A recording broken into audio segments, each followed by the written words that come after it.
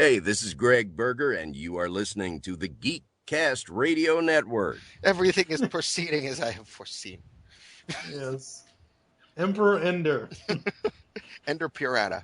Anyway, Vote. Oh, God. Stop it. should have recorded that.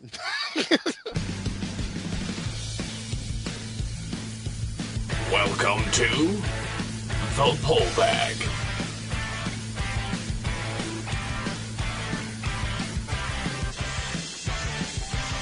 Join us as we dig out our latest comics and discuss them with the rotating panel of the GCRN crew.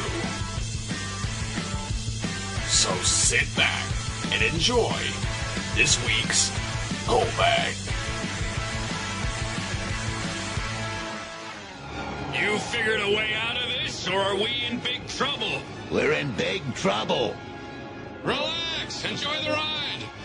I haven't been listening to the Rid episodes because up until, you basically twisted my arm. Right.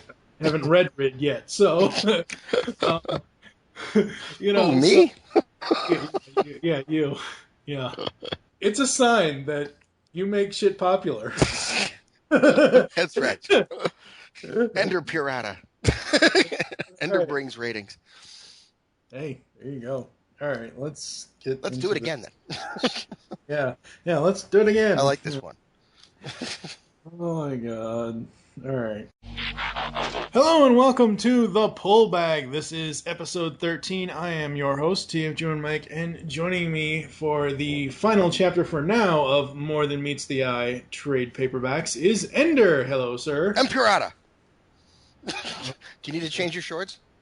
I'm just checking. I'll give you a minute. And Pirata. Between that, injecting, and what shadow play actually is... The other two are just as disturbing, but the fact that they had to make up a word for the other one... it's not exactly made up. I mean, I think it might be Greek or something like that, but it just sounds so... When you realize what it means in the end, you know what I mean? Like, and you see it come to bear, it just kind of makes your skin crawl. And Pirata. Yeah. I wrote it down in some review or something. My wife asked me what it meant. It's like, she was okay after a few hours. I love how you would take enjoyment out of scarring your wife from Transformers fiction. She asked, man. I don't know. All right, so the cover comes, I believe this is one of the annual covers, was it not? I'm not sure which one. I think this, was it the annual? I thought it was one of the... I think it might have actually been from, maybe it was the annual. Let's see. I don't know. I could have sworn it was one of them. Actually, I bought it in this form, so... I actually didn't see the annual. Yeah, I didn't read it the annual, so I'm actually not certain. Yeah, well, I'm sure I'll mention it once we... It's a cover. That's it. Well, no, you could put this cover on any issue of More Than Meets the Eye, technically, so... Yeah, pretty much. It's just everybody in a little line with some little, it could be it's got that city at the bottom. Maybe that's the reference to the Crystal City, so maybe that is from the annual. Yeah, possibly. I love how they do some of this stuff, though, because, like, the Cyclonus image at the bottom left, oh my god, that's creepy as all hell. Oh, yeah. It's a really, really nice cover. It is. These are well done. I've really been enjoying the aesthetic of these. Yeah. They just do amazing, amazing work. They just do, the artists and all that stuff. Alright, so Volume 3, Primus and Shadowplay. Obviously written by James Roberts, art by Jimbo Salgado, Emil, I can't say his last name, I just can't. Shadowplay also by Roberts, art by Alex, is it Milne or Milan? I always want to say Milan. I think it's Milne, I'm pretty sure it's Milne. Yeah. But yeah, this is, so we've got the... Or the flashback art by Guido Guidi, because they did the G1. That's the throwback art to the first issue of G1. From Marvel G1, I should say. Oh, because that's to go with the other one where they had that. So all the flashbacks in these looked like that original issue that had a fairly unique look. Yeah, very, very cool. So it was a harkening back that worked for me because I go all the way back to that. So that was fun. It's just a little note there. It's a good annual. It ties into the other annual. I think I was saying to the other. The annual that's in Robots in Disguise. Right. This is sort of the prequel to that. Okay. Or it's the sequel to this. Depends on how you want to look at it. But this is the annuals are one of the principal examples, I would say. I saw we had someone disagreed the other day when I said that the two titles were intertwined, and I would say maybe intertwined was too strong a word. Maybe I shouldn't have said that, but they do influence each other. They don't exist in a vacuum from each other, and these annuals are a big example of that. They really, things cross over. And Shadowplay, even just being full of Prowl and stuff like that, is an example. And even though it's a flashback, I just mean that the characters in one go, you can find them in the other sometimes. Right. Yeah. Well, I would say that if you start with the Death of Optimus Prime one shot, that basically puts you on the path of two roads, and you choose which road you want to go down. You either want to go down the More Than Meets the Eye road, or you want to go down the Robots in Disguise road, and then at some point during either one of the ongoings, they're going to, as you said, cross over and mingle characters. Well, I'd say they don't technically, it's two roads, but they're really kind of I think they're best enjoyed together, frankly, is kind of the point. They seem like two separate things, and maybe you like one better than the other, and sometimes, you'll go 4 or 5 issues and neither will have anything to do with the other. But overall, these guys are sitting down at a meeting every week and hashing this stuff out, and if you're not breeding both, you're missing in jokes. I think someone's referencing to. Even some of the jokes about Prowl and that sort of thing. So, they are best enjoyed together. They can be read separately, but I'm not exactly sure why anyone would. Right. No.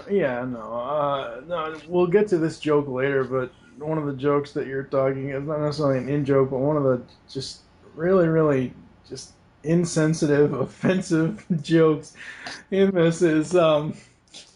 keep your hands on. I laughed so hard at that. Oh my god, we'll get to that. We'll get to that. So, that's not in this one, is it? I thought it was later. Oh, it might. You're getting ahead of yourself. We'll get to it at the end. Because basically, what I did was I have issues 12 and 13 digitally for More Than Meets the Eye. Right. I read this first. And then I've also caught up to the point where I'm ready to get 17, on and on and on, because I had already bought up to issue 16. So we'll get to that at the end of the show.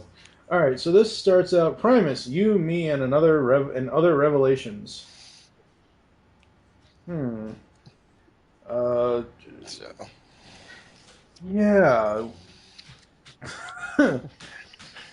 They are.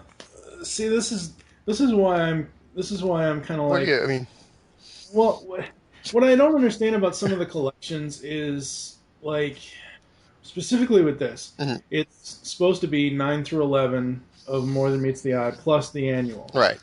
And I think it's just sort of the chronological order of the things. That's where the annual goes, so that's where they put it. Yeah, because the annual is pretty much all flashback, right? No, or current? No, it's. No, okay. it's the rest of it that's pretty much all flashback, technically. Oh, okay. So this is all real time. This is just what happens here. Their annual is arriving where they've been going for the whole series up to that point.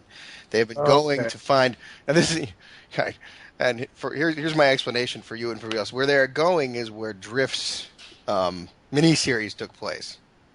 Oh. All right. Okay. This is where Drift stopped being a Decepticon, and he came out and hung out with Dia Atlas and whatever these guys call themselves, the Circle of Light. He went, and that's where he was hanging out then. So he's been to this city before, and when he was there, it was a city and it was proper. And he refers to the events there at some point earlier on. But that's where all that comes from, and that's why Drift is so ticked off when he's here. But that's what, so the reason it's sort of their annual is partially just because this is the outcome of theoretically, this has been where they've been going. This is their first stop. They're hoping these people will be able to help them figure out their snow globe to the stars and figure out where they're going to go find these mythical people that may or may not exist. Yeah. Well, My theory is that Hot Rod is going to remember one day. We're going to figure out this is all just like on Hot Rod's post-war to-do list was go find Knights of Cybertron. But what he really meant was it was some bar called Knights of Cybertron that he couldn't remember where it was because he was too drunk when he was there, and he wrote it down wrong in his to-do list for post-war. He's not. So this whole thing is just trying to find some nightclub. It has nothing to do with the Knights of Cybertron. Till all are dumb.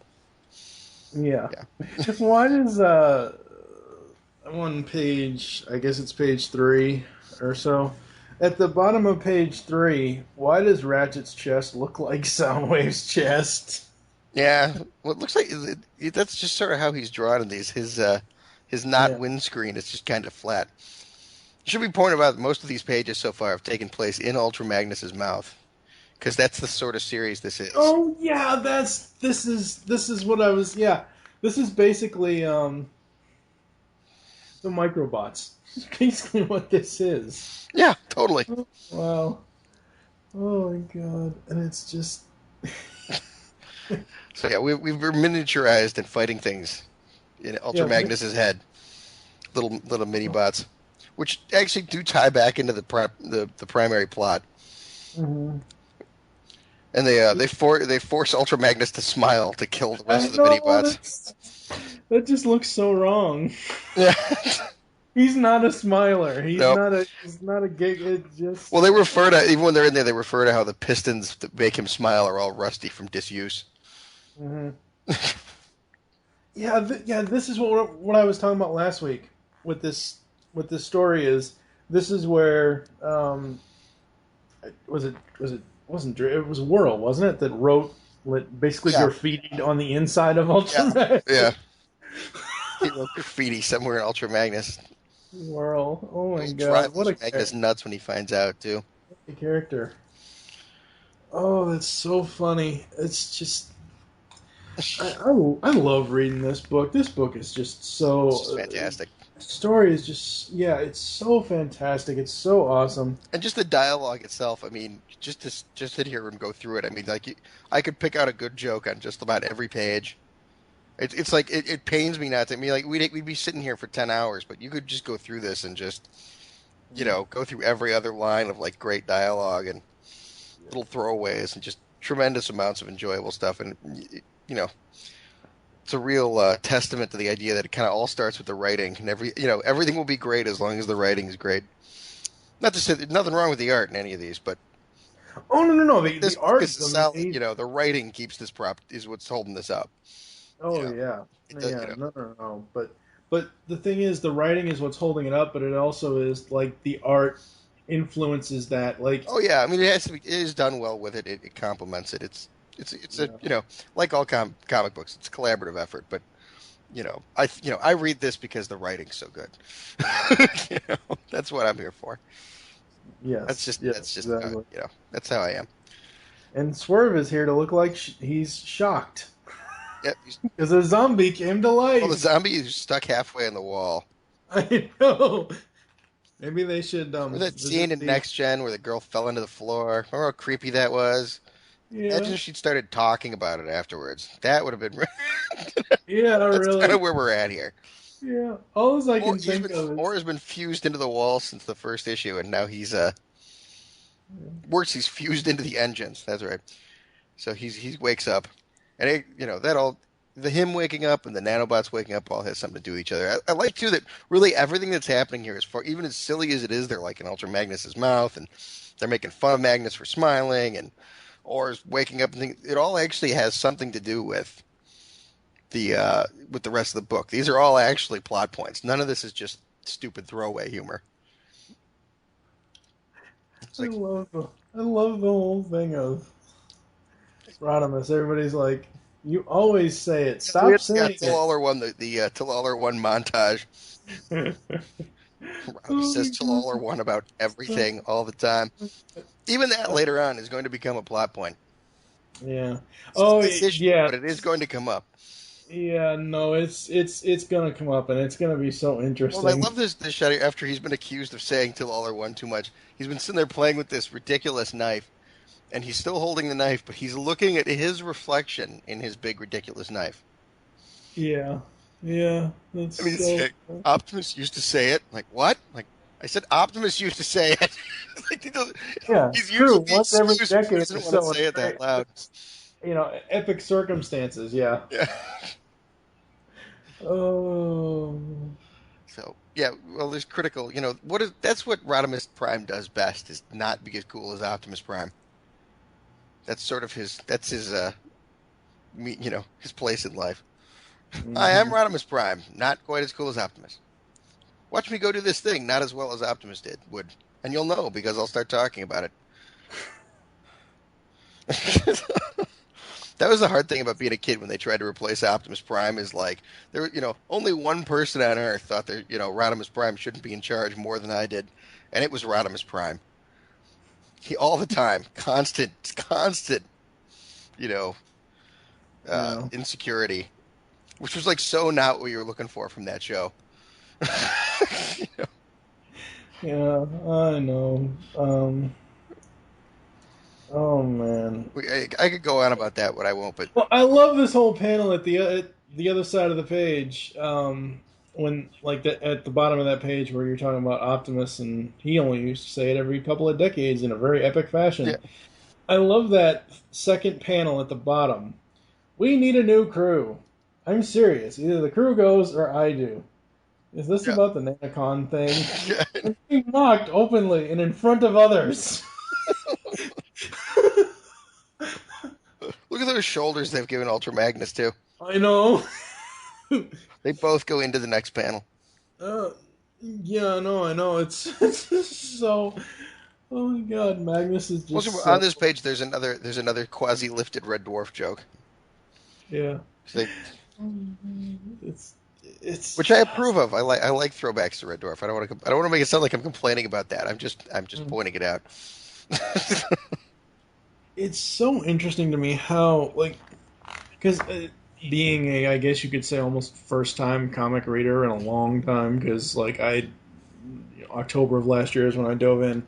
Um, and I hate to sound like I'm dumb as hell when it comes to this stuff, but explain to me the point of an annual, because the reason why I ask is because they basically have three stories within this. They had this first story, which ends with Well, an annual is.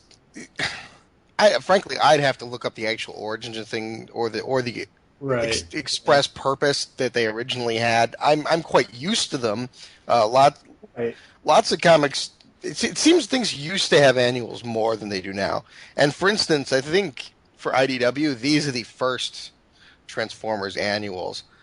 Right. Um, I've when I was rereading the Marvel stuff, Hmm. I don't think the old Transformers in the States ever had an annual, at least not a proper one. But there, they had an annual every year, and it would actually have some new little stories, and they'd have like prose stories in there as well, and games and little stuff. So it seems like maybe it was a bigger thing there than here, or a different thing. But basically, it's just like a bonus issue every year that has it's usually an encapsulated story, and it's a thicker issue. Yeah. I've read the other. I remember when I would read X-Men. X-Men had annuals every year for a good long time, and some big thing would happen to them. I mean, like the changeover to from the original X-Men to like Wolverine and Storm and Colossus. That was an annual. That might have been their first Uh, annual.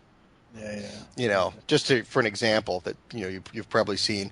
But so it's I'm not sure why they decided to do it. Maybe just as a bumper for the story. Maybe to sort of these two annuals were connected. Maybe it was just sort of a story event they wanted to do. So I'm not Yeah. sure. I'm not sure exactly why they've started to do it again. I don't mind it. I think it's a fine idea. You get to have No, a longer it's issue great. here and there is good. I've been reading the monstrosity ones, the little online ones that are like I don't know 8 pages long. Yeah. And the trouble with them is that they're kind of like this thought line I'm in the middle of saying. Hmm. Yeah. Like that. It's like, by the time you're like, you're gone. It's like, I'm sorry. I just started reading that. Well, the thing is the reason why I asked about the annuals is because they have like, I don't know. Have you ever? I don't remember. Have you ever picked up or seen any of the Batman Beyond Unlimited stuff? The stuff that DC's currently doing. I haven't seen any of the new. Basically, Batman Beyond Unlimited Like, is, as of this moment, it's 3 stories in one issue. The title of it's 3 digital issues in one print book because they released the digital issues first. And what it is there's a story for Batman Beyond, there's a story for Justice League Beyond, and there's a story for Superman Beyond. I think they're going to be getting away from that here in a couple of months, thank God. But the reason why I asked about the annuals is because of the simple fact that they have 2 or 3 or 4 different stories, even though it's all the same. It's a continuation. It's not like the end of this page here, where is that? I can't tell who's on the roof. Standing on the roof before we get to the coronation or the sacraments and ceremonies scene. Oh, it might be. Maybe it's supposed to be Drift. Maybe it's true. Okay, yeah. A lot of those guys there look alike and have swords, but yeah, but that bottom panel on that page before we get to the ceremony stuff, it doesn't say at the bottom to be continued. You know what I mean? It's like it's still a fluid story, but it still has 2 sacraments and ceremonies, and it has a little blurb. I love how they're taking bets on how how long it'll take him to say till all are one. 1 minute, 5 minutes, 8 seconds, 8 seconds. Wow. Do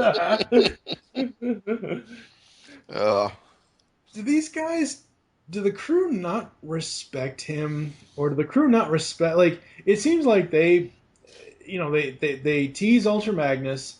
They basically make fun of Rodimus for and don't get me wrong, he does say it way too damn much. I understand that, but it's like, it doesn't seem like they really respect the chain of command at all.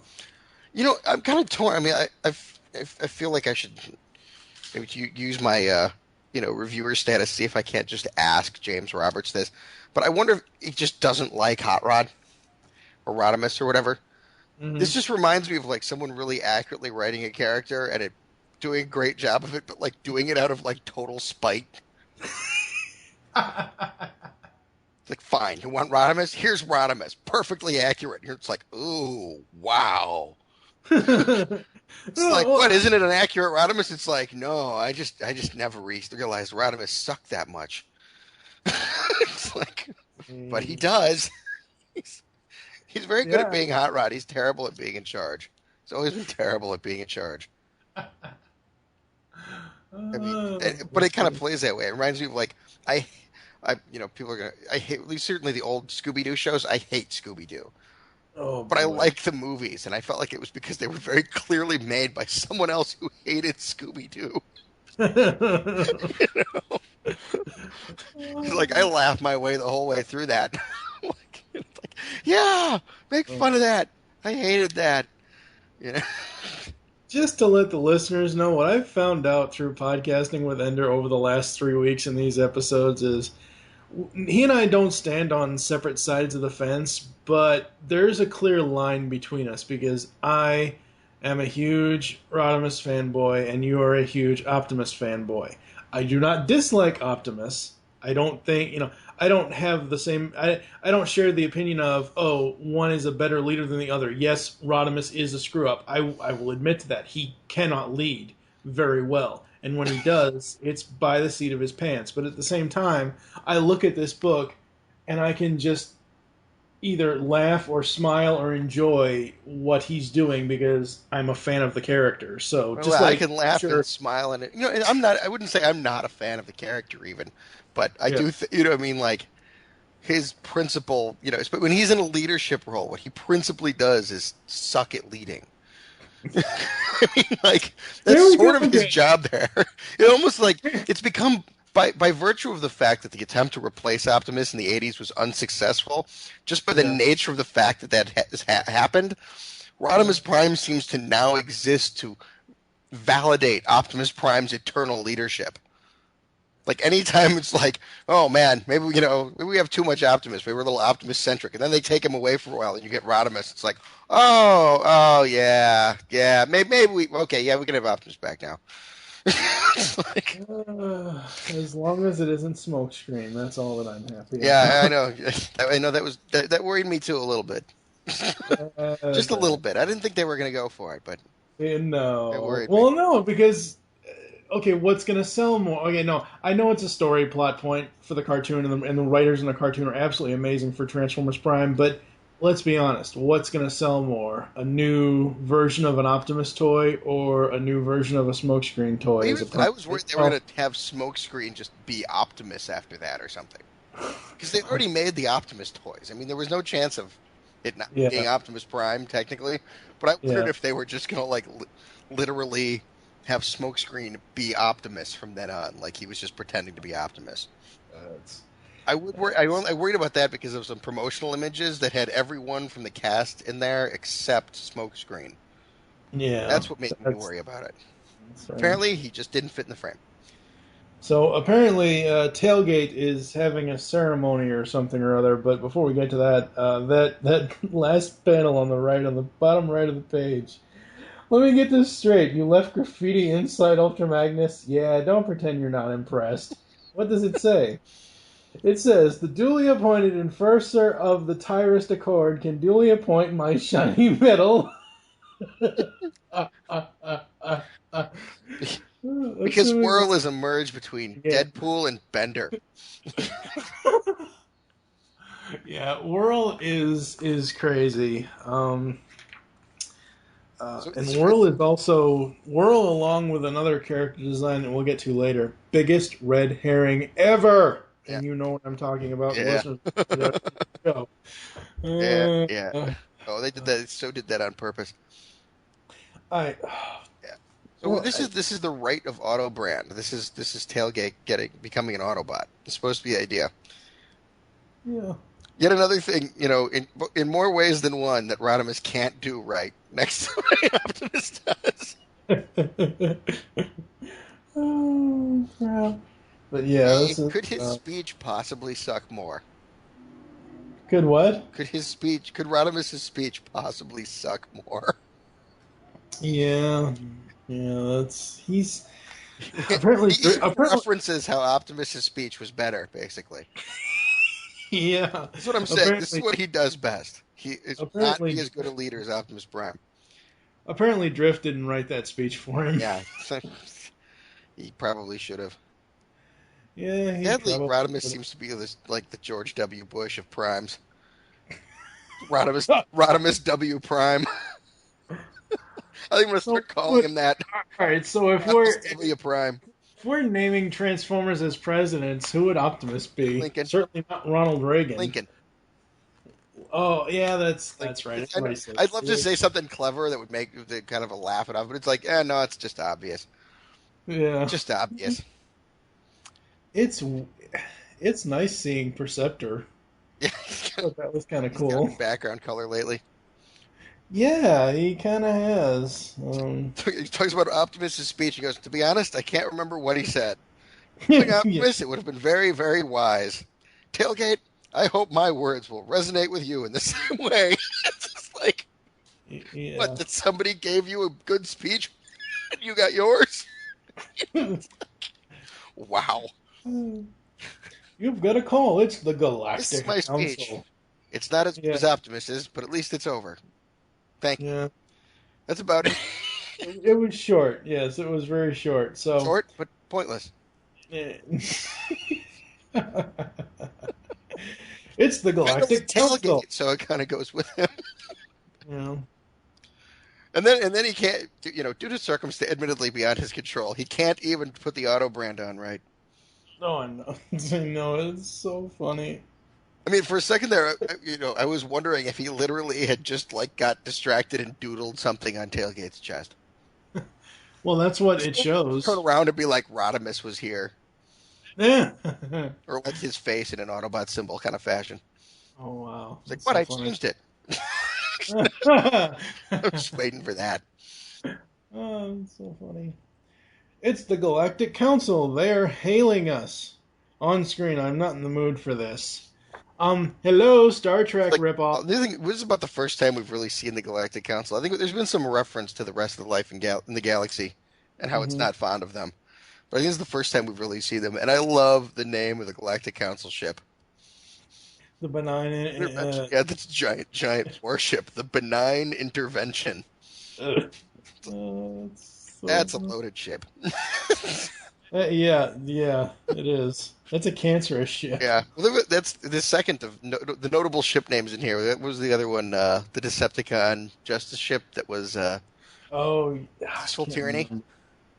Yeah, Peaceful Tyranny, yeah. I love that.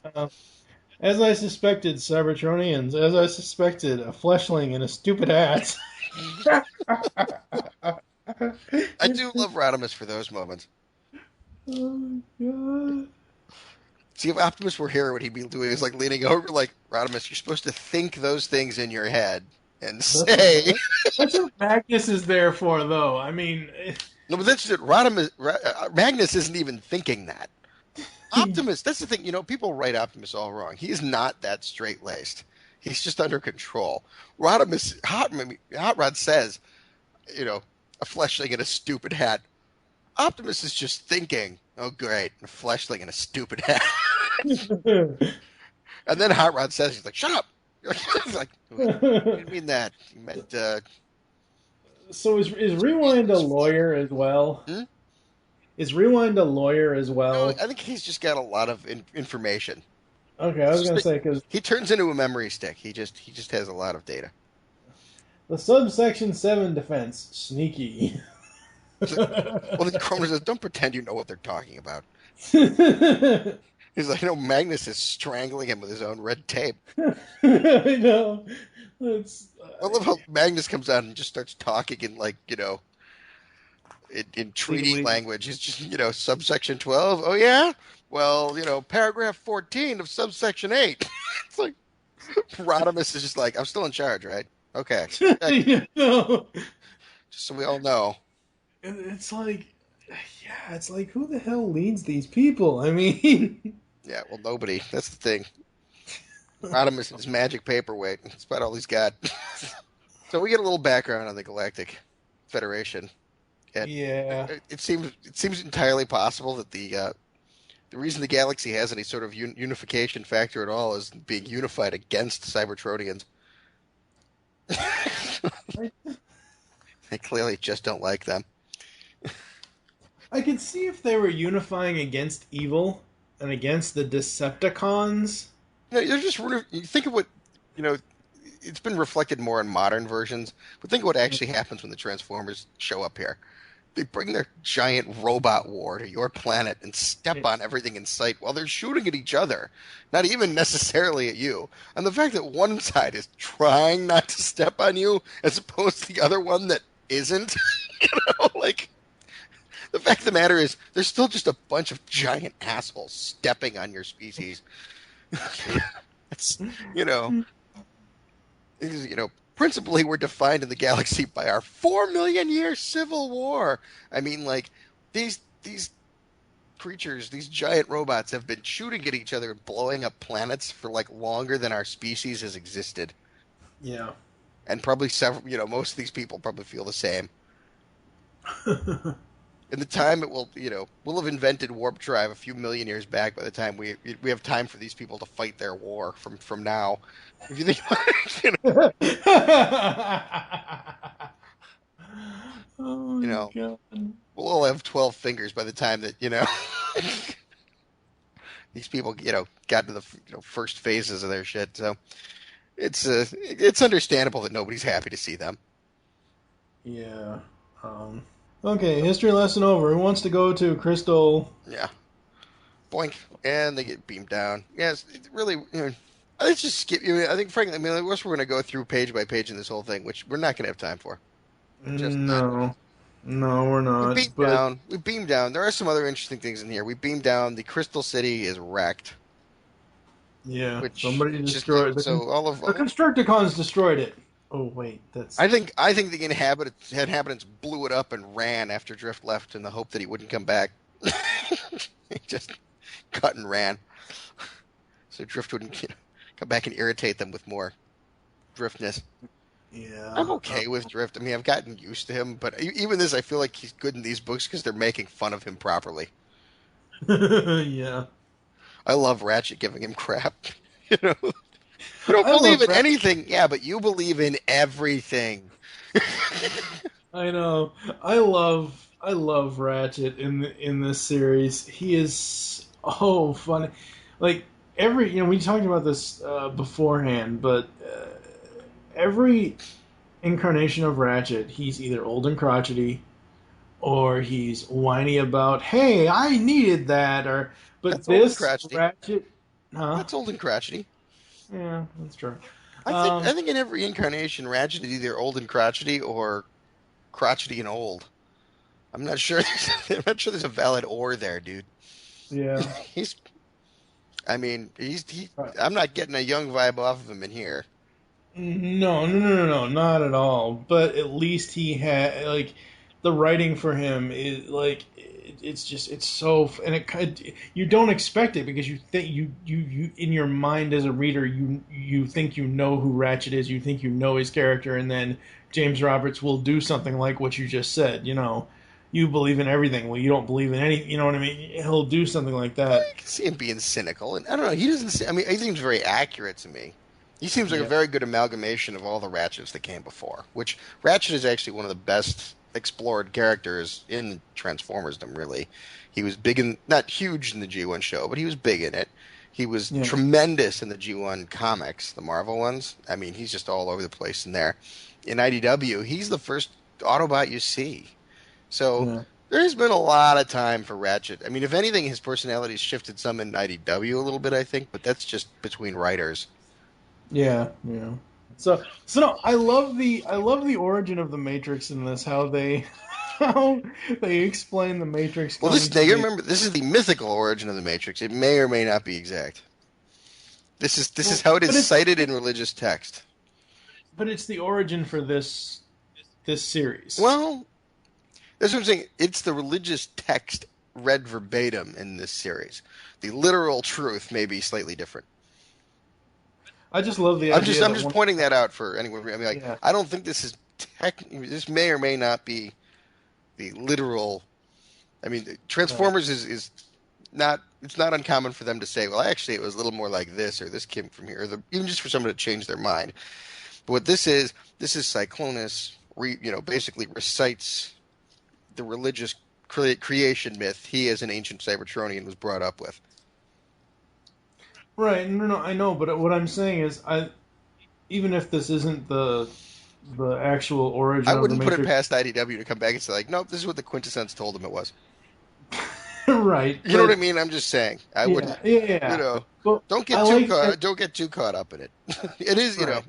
No, no, no. I'm it is not. certainly I'm, the pretext they are moving on from all these people looking for the Knights of Cybertron and such are hearkening back to a more religious thought process here. So at the very least, this is important to them.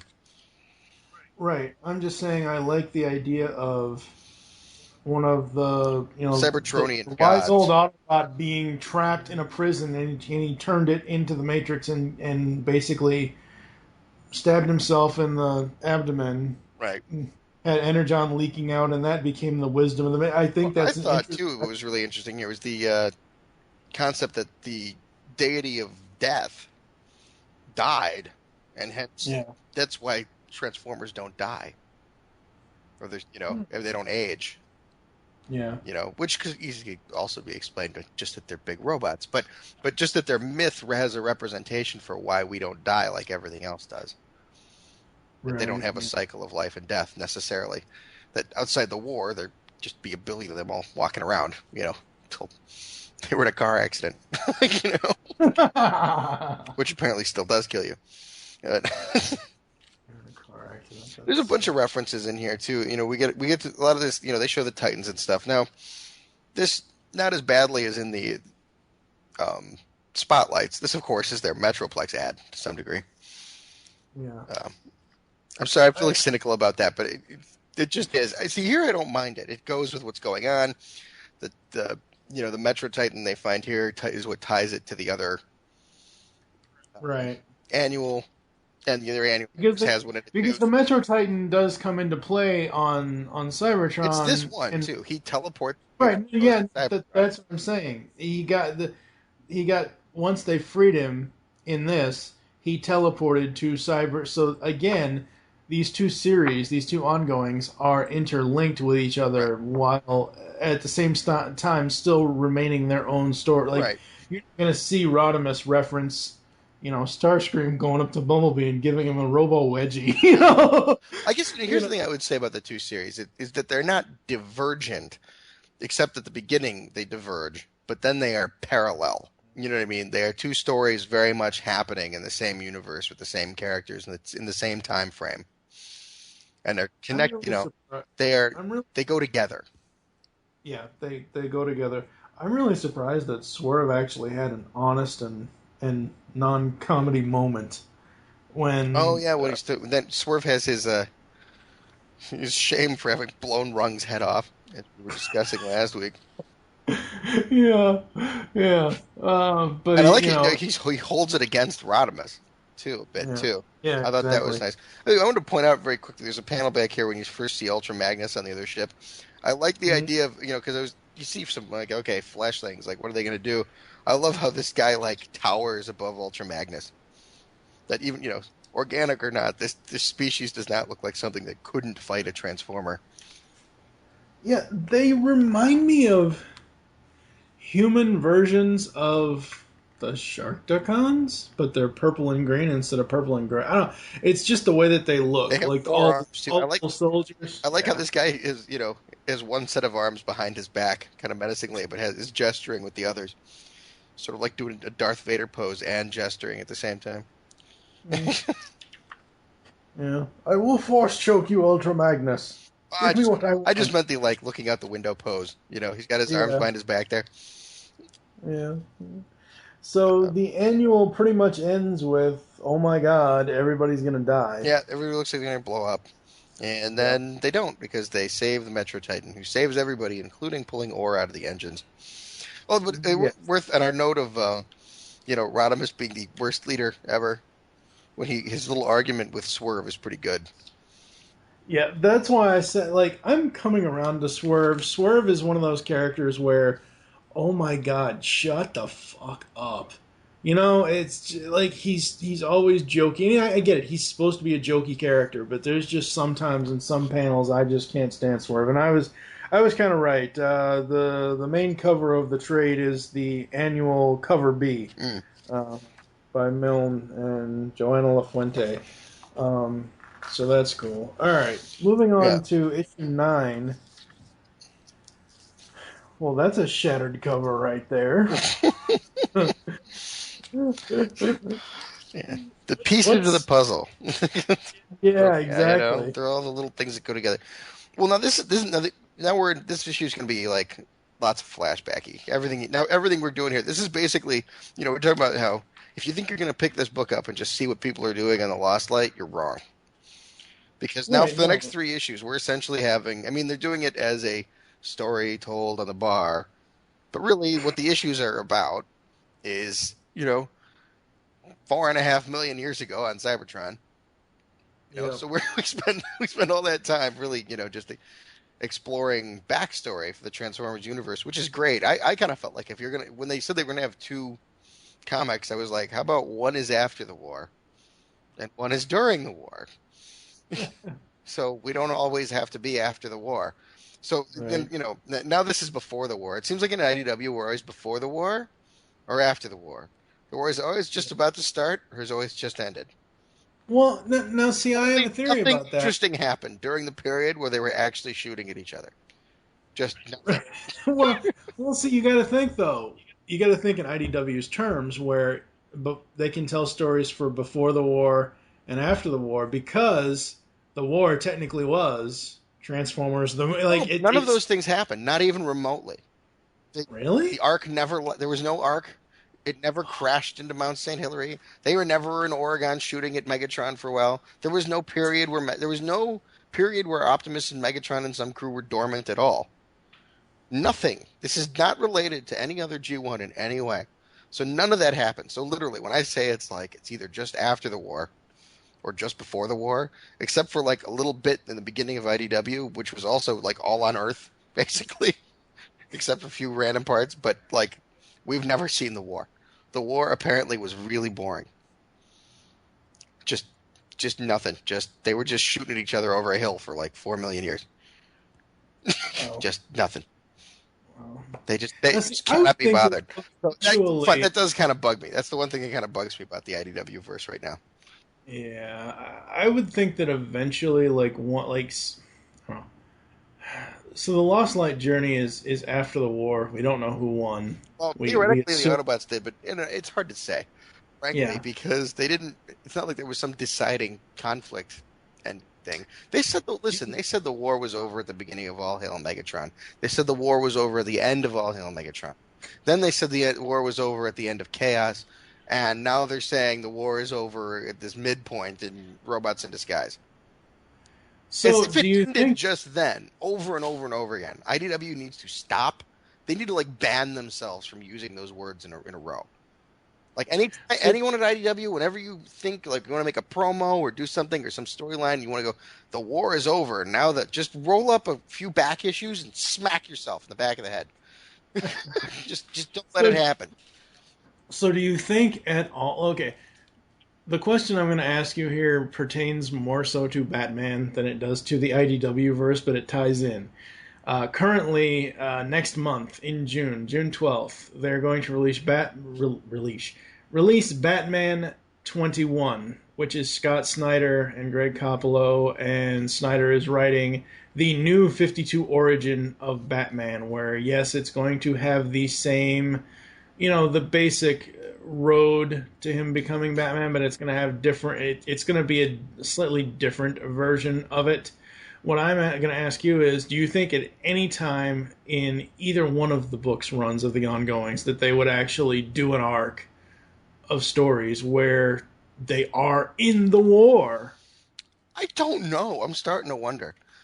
I've been saying literally for years now. I would love to read a mini series or something that was about like you know Prowl and Ironhide and a platoon of guys trying to take a hill. Yeah. Yeah, that would be It awesome. strikes me that like there's this whole genre of storytelling that comes out of what I think is probably storytelling wise the most similar kind of war would be like just World War II movies, books, video Right. games. I mean, Band of Brothers. Where's the Transformers like Band of Brothers series?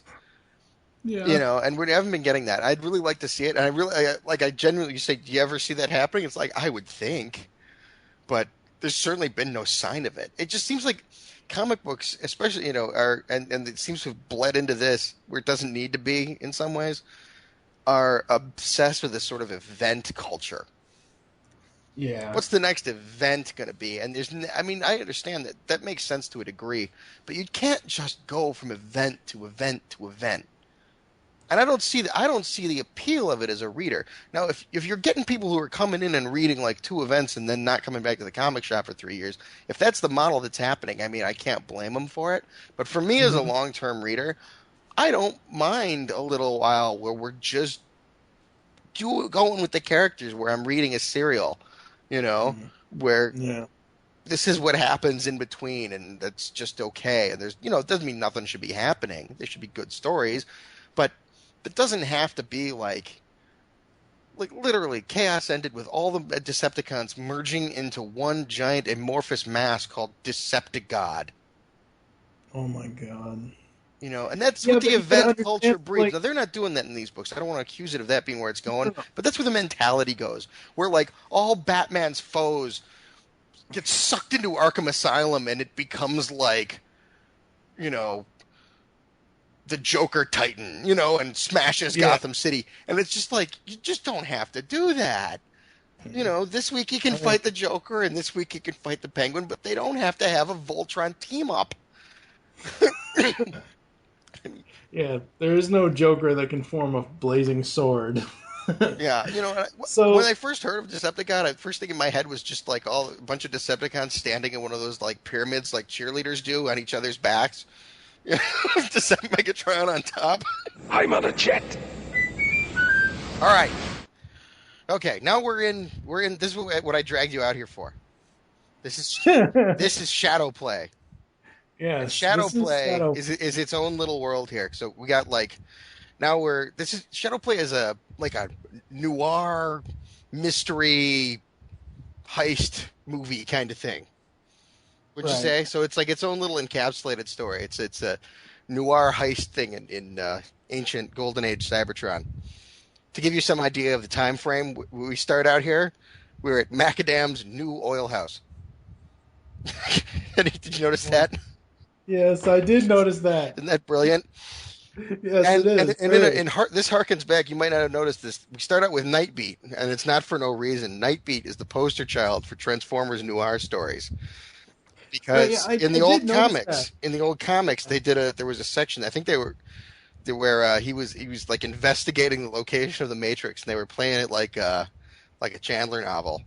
There was lots of Maltese Falcon references and stuff like that. Yeah. So it's not for no reason. It's Nightbeat here. No, and I was gonna say that, like, I got a buddy of mine who's gonna be on the show a number of episodes between now and whatever, and one of his favorite characters is Nightbeat. His actual Twitter name is @Nightbeat. And I was like, me being the ignorant fanboy that I was 2 years ago, I was like, what the fuck is Nightbeat? Why do I care about this damn character? And after reading this, he's pretty cool. Yeah. Well, it's a great establishing shot they got with him here. You see these other Cybertronians around, and there's a little Death Star droid there. But even better, you see a Beast Machine's rat trap basically on the corner. Which corner? On the corner, when they're standing in front of Macadam's in the first panel. In the right-hand corner, about to cross the street. He's got a little data pad under his arm or something. Oh, yeah. Beast Machine's rat trap. That's awesome. And that weird two-legged thing on the other side of the street looks familiar to me, too, but I'm having trouble placing it. It's a great little crowd shot there. And if I'm not mistaken, one guy... Are you talking about the one by Devcon. Nightbeat's leg? Hmm? Are you talking about the one by Nightbeat's leg? Yeah. Kind of reminds me of a AT-AT. It does remind me of an AT-AT, but like something about its head looks specifically familiar to me. Maybe it's like a Metal Gear thing or something. I don't know. It's kind of got that feeling. Metal Gear Rex on Cybertron. Nice. Yeah. The mini-con Metal Gear Rex. There you go, right there. See, the story I always want to see is someday they need to show how the V'ger probe from Star Trek 1 found Cybertron and got sent back. That's random other stuff on Cybertron humor. So, yeah, Nightbeat here, he's hanging out with another guy who, he looks a lot like, is it just me or is he Animated Perceptor? Doesn't he look like Animated Perceptor did? Yeah, a little bit. And he says later he turns into a microscope. Yeah. So I'm thinking he seems to be a kindred spirit to that in any case. I think the glasses on Animated Perceptor looked a lot like that. So they're hanging around at Macadam's new oil house, having a great conversation establishing the political status of Cybertron.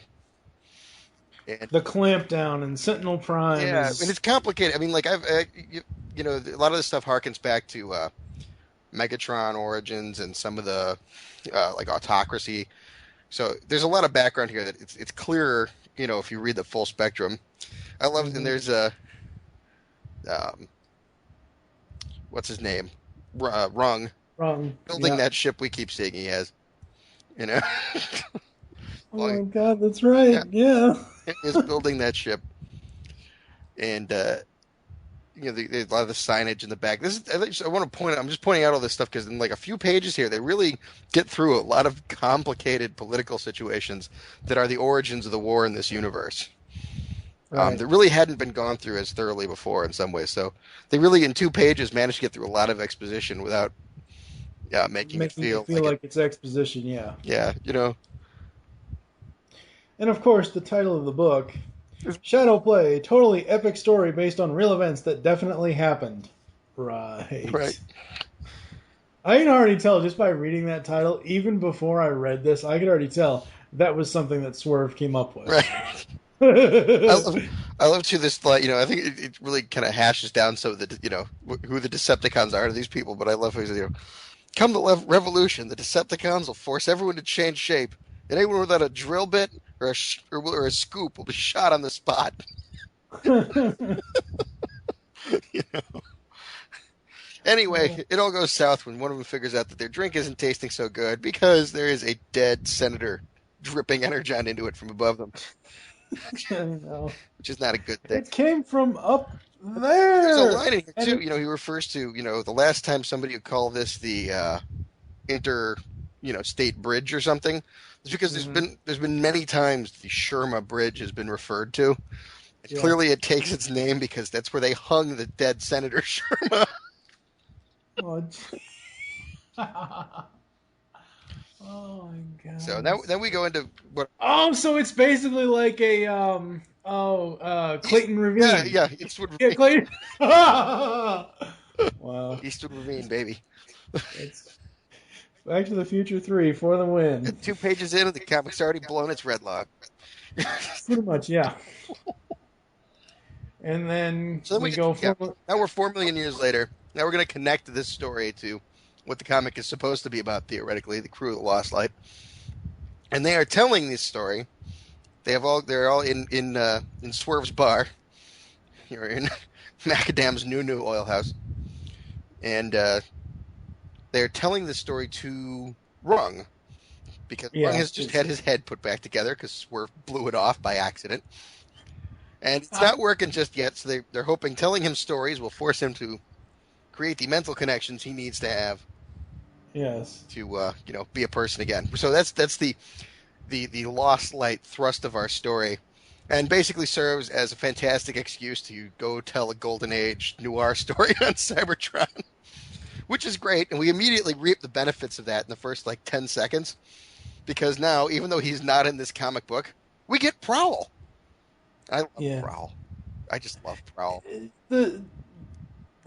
The 4 million years page. I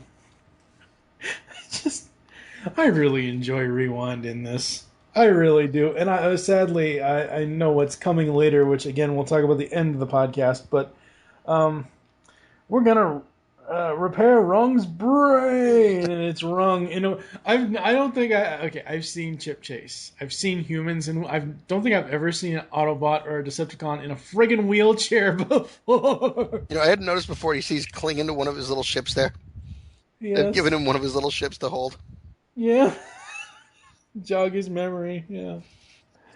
Oh, man. He has little zones of influence maps, so he's trying to tell a story that will involve everybody. So, and that's where what brings us to Prowl and Chrome Dome. Chrome Dome being the connection here to the Lost Light in this scene, with the predatorized senator. Yeah. Yeah. No, it's only going to lead to more people hanging upside down. It is. Yes, there's lots of jokes about Prowl being a dick, because, Prowl's a dick. Yes. The long line of, 1980s dicks. Brainy Smurf. Leonardo. Oh, God, don't even bring up Brainy Smurf. Ow, my head. Oh, my God. We hate them because they're right.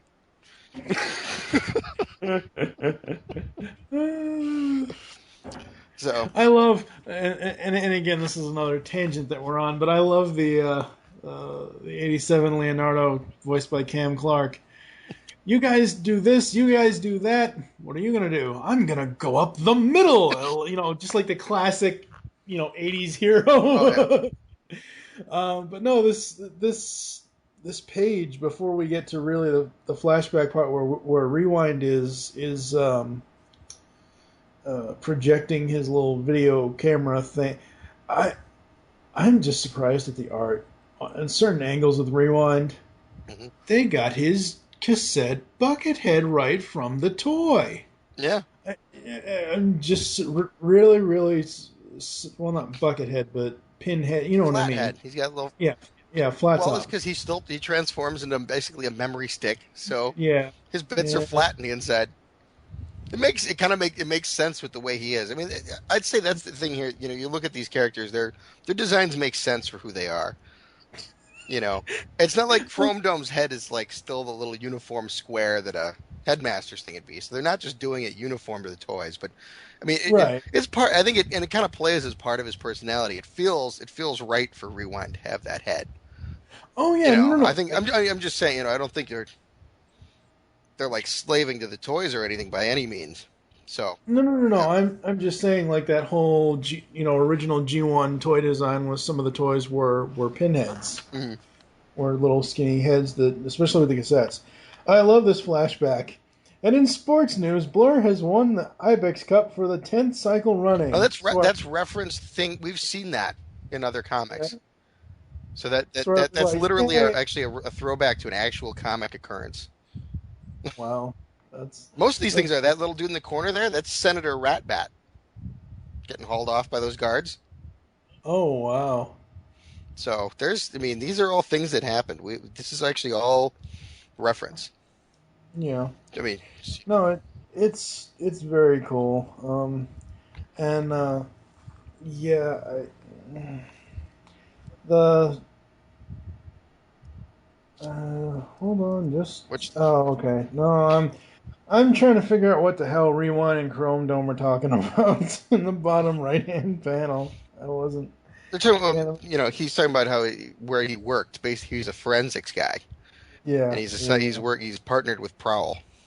And apparently he had some other name. I'm trying to remember if they've told us what it was before, but yeah, they'll get to it later. But they just call me unlucky because yeah, yeah. he's assigned to be partnered with Prowl. Where's the thing uh, so there's some Magnus line they say, he's like, rules obsessed something, just imagine Ultra Magnus without any of the charm or any of the personability or charm. So Yeah, pretty much. I love what a dick Prowl is. He's so mean to Yeah, everybody, and they deserve it. Um, so they're cops basically. pretty This is much. Yeah. little Transformers CSI going on here. I think it was the Decepticons, and Prowl has all these complicated theories about where the shadow lies or which way he's hanging or who it was, and he's like, yeah, there's also this purple insignia they slapped on his back. It's like a little Yeah, more obvious. There you go. And yeah. he said, It's imagine so Ultra Magnus without all the warmth and people skills. That's because like Skids in his forgetfulness is not, or in his not forgetfulness, his amnesia has actually forgotten who Prowl is. right. Yeah. And then Make a joke about him throwing tables around, which you have seen. yes, I have. Then we move on to Drift, who at this point apparently was some junky schmucko, which I think we saw a little. Everybody's between Drift and Chrome Dome. They're the two junkies of the ship.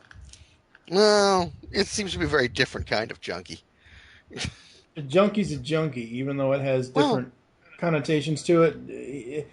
Chrome Dome injects stuff, and yeah, but no, Drift, Chrome injects stuff into other people, though. but he also does it to himself. Well, that's true. But I think, well, that's a different story. Yeah, we'll get.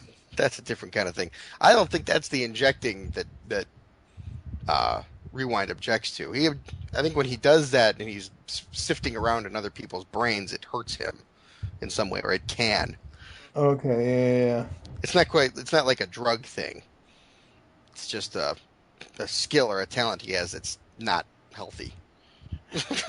he's he's not getting like some kind of benefit out of it that isn't like just doing the job. Yes. So I don't know. I'm not sure those are quite comparable. But Drift here is definitely a junkie, and he's got something. Yeah. You can see it. It's stuck into his brain.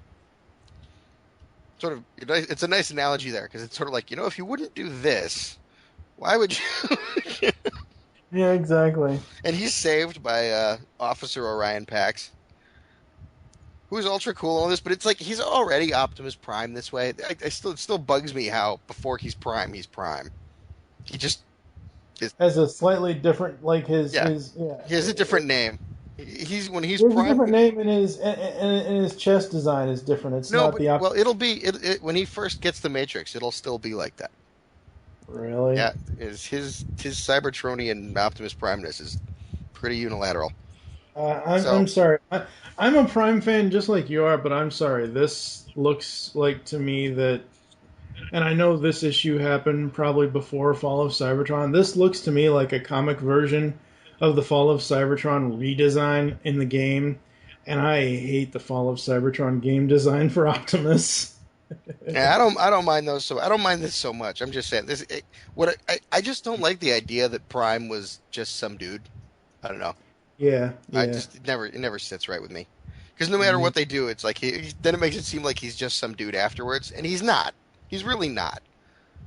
Prime and Megatron both should have some sort of force of nature equality to them. Yes, Yeah. they should. And that's half the reason. I mean, they can't always. I don't think they should always be in the stories because they just flatten any story they're in. You got to make sure it's about them and there's a reason for them to be there. And there's not always, but you shouldn't make them smaller to fit into the story. Anyway, And see that's why I like More Than Meets the Eye, because it has nothing to do with yes, it has to do with Rodimus, and I'm a Rodimus fanboy, but like it's pretty much at this point I am really enjoying this book because it's pretty much new characters that I don't like. I can go in reading this without any preconceived yeah, notions other than the fact of people that I know, like like you said, Prowl shows up, Pax shows up, Blasters yeah. there, but like people like Whirl, people like Rung, people like Right. They're the stars of this Drift. book. Even though I don't know, I don't care. I don't want to go back and read Well, all the Drift stuff, but that being said, Prime is still in this issue and the next two, and he's in yeah. a couple issues of Robots in Disguise as well, despite not being on Cybertron. So it's not even though he's left, it's not like he's not in these comics. It's kind of he almost feels snuck in there this way. Yeah. It's like, oh, and now Optimus Prime's in this book. Holy crap! I always find it really funny. Um, well, you're the generation where you grew up watching reruns of Batman '66, Oh right? yeah. Oh yeah. I've lately in comics, I've been finding it really funny when they make action poses in the drawings, and there's this next page here. After we see the page where Optimus or Orion comes in, Right. Coom, Crunch, You Scat. just want to hear those little like trumpet blasts behind them. Wham! Yeah, but Wham! Right? it's like, what the Na, na, na, hell na, na, sound na, does na, na, na. Crunch mean? It's Yeah. like, My favorite, I've been pointing this out when I find it in comics. Sometimes I'll put it in my reviews. I'll put a little picture or it says Krang. They make it yeah, say Krang. And I quote that first Ninja Turtle show. I'm like, Krang? Did you say Krang? yeah. Of course, he says Clang in that, but I always thought He says the clang. reference goes both ways, I feel like. Dude, Krang? nuts, Did they're you say robots. Krang? Yeah. Oh my god. And again, it goes to, and it might just be me from having watched animated and watching Prime, but this whole thing where Prime and Pax and Ratchet are pretty much partners in this, or sort of, at least in this Okay, flashback. just say Prime. I don't think we should dignify the pretense. I know. I know. I love this. I love this next part here. Um, where is it? You're staring at my hands again, Pax. And yes, I have to say Pax in that case because that's what he says. Yeah. Sorry, I find them rather hypnotic. The speed. I know. I'm blessed. Adaptus be praised. What? I did not say that. You said something like that, Drift. Yeah, let me finish. And he goes on and he's like, guide me, Primus, protect me. And then Ratchet just puts his hand over his mouth. He goes, unreliable narrator alert. I know. I love it. I love it. It's so great. Anyone that hasn't read these books needs, right now, stop this podcast, go to your comic shop and find these trades, or Yeah. go online and get them. Because if you're a Transformers fan, I don't care. There are some Transformers fans out there who are, I used to be like this a long time ago. Very close-minded. G1, that's it. G1 cartoon. I don't care about anything else. Those kind of fans, I'm telling you, if you like any part of Transformers, you will love this book for just. These are the G1 characters the way you remember them, as opposed to the way they actually appear. Yeah, The exactly. show. And I still like the old show. I'm not one of those people who are like, yeah, you remember the old show like it's right, good, but it yeah, sucks. yeah. No, it doesn't. It doesn't suck. It's old, and it's for 5-year-olds. Yeah. And my 5-year-old watches it gleefully, like today. It has not changed for 5-year-olds. And this thing, actually, technically, TV shows don't age. You do. They're not old. You're too old for them. Just keep that in mind, everybody. They're not old. You are. Oh my god. That is so funny. But yeah, we come around to this whole plot point of some of you are too fat to enjoy cartoons. Admit it. Oh, wow. Well, I guess I fit into that because I'm probably over. But you've overcome your struggle. You can enjoy cartoons. But I enjoy cartoons. Exactly. That's what I mean. You're over it. Yeah. So then we get this whole plot point and design of swapping bodies, which is illustrated beautifully by some old instructions. That? Oh my god, it's so beautiful. You don't want to be nose cone anymore? You can turn yourself into Blur. It's even still got the little lines above the little arrows that would have pointed you to the next instruction. They just left them in there. Oh, the grid. It's just fantastic. Yes, it's so what a great throwaway. There's tons of that stuff in here. Just tons of it. Yeah. That's the thing. These comics are so great because James Roberts really, really knows what he's talking about.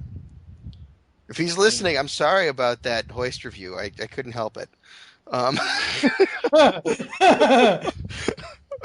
It pained me. It pained me. I'm sorry. I do want to get him on here for It's the prowl in me. I wrote that review and then I flipped the desk over. Okay, Ultra Magnus. No, Ultra Magnus. Oh, Ultra Magnus doesn't flip desks, man. Ultra Magnus runs in from down the hall and puts Prowl's desk back over and puts all the stuff where it was because he could feel it was out of place. Yeah, that's true. So we're still telling this story here, and they're talking about it's basically body swapping. Yes. The Red Dwarf reference. Sorry, it is. It's the name of an episode. Something like that. So, which is done because there's lots of the political debate as they portray it is about people who is apparently the high-ranking Cybertronians basically are professing that your alt mode determines your job. So, if you're built with a shovel on your head that shovels excrement, that's what your head's for, apparently, and you don't get a choice. So, understandably, a lot of people are not happy about that, and hence we have some political unrest. But there's the big thing here about body swapping is you can have your spark put in someone else's body. All these things lead into the kind of noir mystery element we're getting into right now. So, yes. And then we hear on the news that Nominus Prime. I love that name because he's kind of not involved in anything. He's just nominal. It's just like some Prime. Some Prime is dead, and he's going to clearly be replaced soon by Sentinel Prime, who in the great tradition of Sentinel Primes is in fact a dick. Yes. I think it's Sentinel Prime who Megatron kills in Megatron Origin from several years back. So if you're wondering what happened to Sentinel Prime, anybody, that's what his deal is. He is destined to be Megatron's first Prime victim. And Zeta Prime is going to be added in from the video games in between because I don't think he existed when Sentinel Prime got off. Times they are a changing. Yes, they're definitely a changing. So no, as opposed to some of the extremely graphic things we see in these comics that usually would be too gross to show, a Cybertronian autopsy looks pretty clean and tidy, doesn't it? Yeah, it does. Now, if you correlate it to its organic component, it would not be so pleasing to the eye. But considering how, like, people's decapitations have looked in the past, it kind of seems it seems disturbingly like a product development meeting.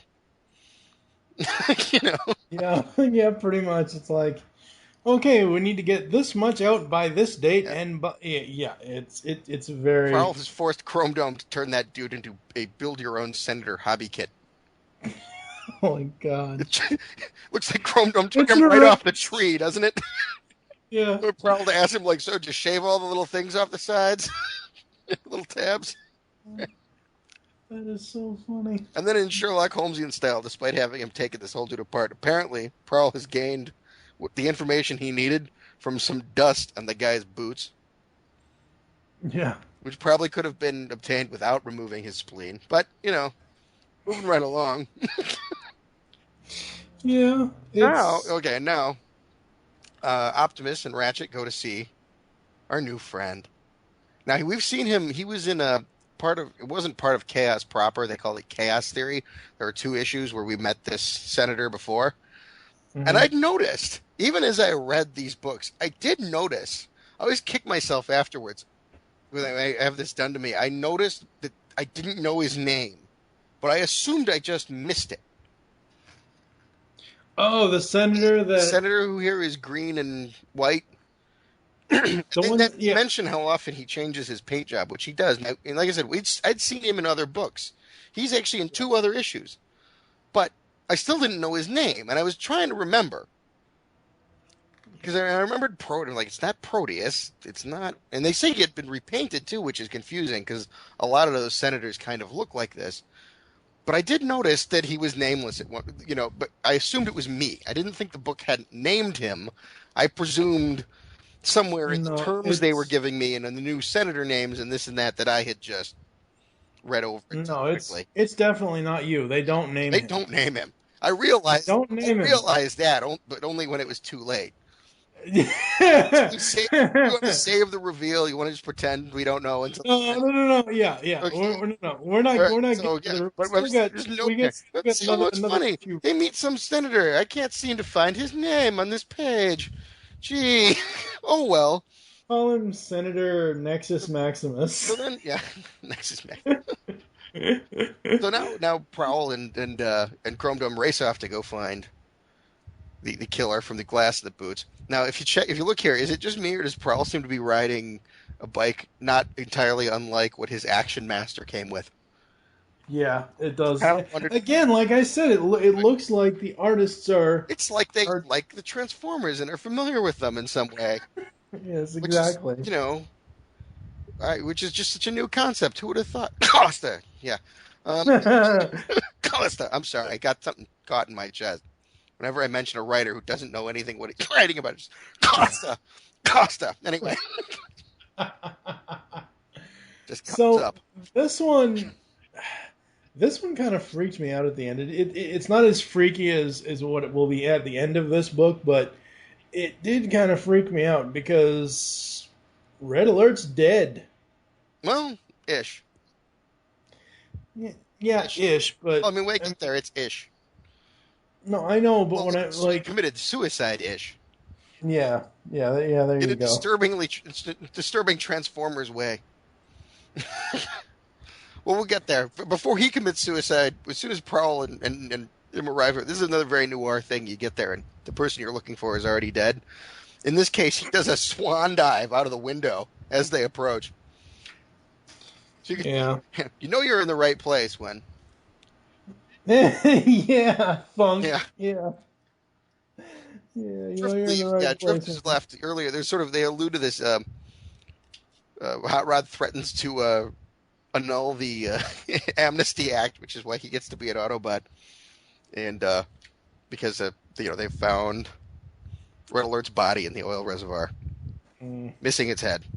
Yeah. What I love about this ending is, I'm glad you're here to see this, Drift. It saves me the trouble of having to justify what I'm about to do to Cyclonus. Now, why is Rodimus? I can't remember. Is he just assuming it's Cyclonus because he's the only quasi Decepticon on board? Probably, 'Cause yeah. I don't remember him and Drift having any particular issue. Yeah. And then one of the alternate covers for issue 9 is Optimus doing his police procedural Yeah. stance. That's It's yeah. a cool looking It's cover. also the other one's pretty good too. They're very very policey, very on the chase kind of thing. I think it plays really well into how this story is. Oh yeah. I think that Well, Chrome Dome riding the bike shot yeah. really seems to move, doesn't it? That's a very alive It little. looks like he's riding a scooter. Yeah, I don't know. I know it's an armored Cybertronian bike, but if you just look at it from the front, it just I don't know. To me, the way it's I guess designed, I guess, but it's because it's got that sort of fat head yeah. from the toy, but it's got a lot of guns to be a scooter. I don't know. Now, hang on. First panel, first page here. I just noticed this. He's got a juice box, and it's got Kremzik on it. Wait. You Oh not. yeah. Like I saw that he had something, but I didn't realize that there was a Karmzik. That's awesome. I don't know what's weirder, that it's got Kremzik or that it's a juice box. It's like Ecto Cooler. Kremzik Cooler. And then we see Senator Proteus. Senator Proteus is notable, I suggest, because in this version of the Transformers, everything is his fault. Just everything. What a dick. There's going to be some issue when they get a time machine. Somebody's going to get the bright idea, if I just went back and blew Proteus's head off, everything would be okay. Could all just get on with our day. This pesky time travel stuff. Yeah. I'm just saying, root cause wise, this guy pissed everybody off. He screwed everything up. I'm not sure, besides just random power, like, what were you even getting out of this? I don't know. Serious asshole. And we get this page again. This gives us our nice political spread, because this is a noir thriller. It's got to have an overcomplicated story, and this is all our political background. And these things, every one of these little panels is full of relevant information. Oh, it is, yeah. And sort of some of it's buried in some other stuff, and then it gets back to the chase that we were looking at 5 seconds ago. Yeah. And it's Shadow Play Part 2, Yep. Patternism. Yep. And now it's also Attack of the Clones Part 1, Anakin chasing the bounty hunter. This is flying through Cybertron street, not so streets. And little building holes and stuff. Because, of course, there'd be building holes to go through. And, and he crashes it. When he goes right into the sign for the clue. Why walk when you can fly? Change your alt mode. And then Prowl's up there being Sherlock Holmes. Yeah. In a very messed up room. Pretty much, yeah. Stay back. I don't want you disturbing anything. Trying to frame the Decepticons. Which you'd think it'd be harder to do, but, Yeah, really. Well, it's not that hard when there's a, black light version of a Decepticon symbol on a wall. Yep. Let's see. So you got the crime scene there. Yep. Who is that's not Cyclonus standing outside the doorway, is it? No. In fact, it doesn't matter who it is because he's not in his own body. These dudes have body traded to do this. Okay. Yeah. I don't know. For a second there, I saw purple and I was like, "Ooh, how did Cyclonus get into the flashback?" No, he just looks sinister. Yes. All sinister Transformers look alike. You know that. Yeah. Galvatron is Megatron. Megatron is Galvatron. They're the same guy. Astrotrain said so. I love a little. Again, Sherlock Holmes and Watson moment. Prowl's doing his little square with his eyes and looking around and what's he doing? Chrono's showing off. I love that. Yeah, these books are so damn good. No, they're magnificent. And then we get to here's them blaming Cyclonus. Yeah, Lost Light Shuttle Bay 3. I love, again, the art. I love what they did. Instead of calling it Perceptor's Lab, it's there, but it's read it out. Makeshift interrogation room. I thought that was so awesome. Perceptor's Lab. Yeah. Oh, that's brilliant. And does Cyclonus look awesome in this book? Oh, man. And then they piss him off, and then he attacks Drift. And he's there. Now do you see why it was suspicious? And Magnus just says, "What I see is a suspect reacting to extreme provocation." It's like, Yeah. Congratulations, you poked Cyclonus with a stick until he hit you in the head. Not that tough. Yeah, no. I love Cyclonus' excuse of, if I wanted to kill him, he would be dead. Yes. As opposed to Red Alert, if we've discovered. Oh well, they're not going to say who it is yet, but they're about to tell us who removed Red Alert's head. And so let's see. Now they're a problem. Them being shot at. Optimus Prime shows back up. I'm not calling him Orion Pax. And they beat the crap out of this guy who kills himself. This is such a noir book. They should have given Prime or Prowler, somebody needed a fedora. Come on. Gotta be a robot. They worked a cigar in for Cup at one point. They can work in a fedora, right? Come on. Yeah, they should be able to. I just can't see Prime with a fedora, though. Maybe one of the other characters, not Prime. It'd just be too strange. So, Be like Bizarro World or something. Oh boy! So we get the we get to go see. Then he goes and visits. green face. This is where World gets to go in. Oh yeah. He's in prison. And it's free in 63. I don't even know what that means. But Wreck and Rule, hey, he's going to be a wrecker. Yeah. But I think this scene is largely to remind us, we don't know why yet, but to remind us of the tendency of the Senate to take people it's not happy with. And, it seems so abstract here when they say it the first time. You're just like, oh, that's weird. And yeah, I guess it makes sense. Drift does look like that. To remove your head and give you a crappier one, and remove your hands and replace them with, like, clamps or scissors. And it just seems like a weird thing to mention here at the time. We also get to see that how he's going to end up in the Rectors is his new cellmate is Impactor. Mm-hmm. So we're heading there. Yeah. That's a whole other story. And then we go back to Swerve. Yeah, that's a story for yeah. I love it when Swerve. It's one of the greatest things in this book. Like I said last time, I keep coming around to Swerve as a character. I didn't used to like him because I didn't really get it, but like Swerve's like, but that's another story.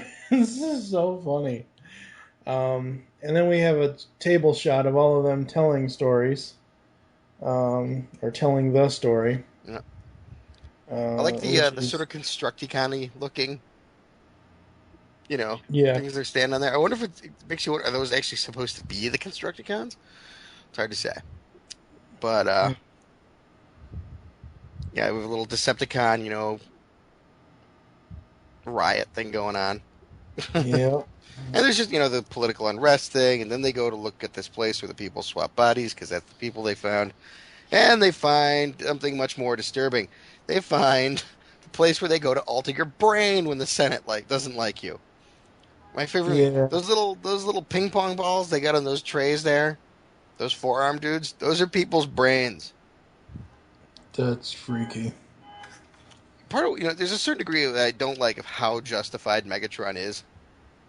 I mean, if there was ever a society that had a justifiable revolt coming, you know what I mean? Yeah. And to some degree, I'm surprised Prime doesn't find out about the room where they go to alter your brain and isn't just like, I'll be right back. Where are you going? I'm going to go kill the entire Senate. Yeah. See you in half an hour. Yeah. They all deserve it. After these messages, we'll be right. Yeah. I will say, gee, isn't it odd how our fiction keeps portraying, both here and in Star Wars, keeps portraying how the greatest evil in the universe is some kind of horrible, corrupt, useless Congress. Gee, Yeah. I wonder what part of society that's mirroring in art. Where could we be getting that idea? Let's see. Obamacare. Sorry. So, issue 10, because we didn't say, although for people following along, if you didn't realize this was issue 10, there's something wrong with you. Issue 10 basically ends with Optimus saying, "We still have to steal the Matrix." Yeah. Yeah. They figure out they're going to use the fake Matrix as a bomb. Yeah. To basically, is it just to make the Decepticons look bad so they can round them all up and kill them? Isn't that basically it? I can't. Yeah, pretty much. I have to go through all this again. Yeah. It's complicated. It's good. Yeah, pretty much. But that's the important part. They have to go steal the Matrix. Frankly, it's all a big excuse to steal the Matrix. Yeah, pretty much. And while I was sad to see him go at the beginning of the next issue, I'm just sad. I'm a little sad that Prowl is just like very much like Prowl. It makes sense. Just like, actually, no. I don't care what's going on. You guys, we have officially reached my too dumb threshold. Screw you guys. I'm going home. And he does. Yeah, he does. He says to keep Chrome Dome out of it because he likes him, and then he says, "Screw you guys. I'm going home. Yeah. Taking my ball, and I'm leaving."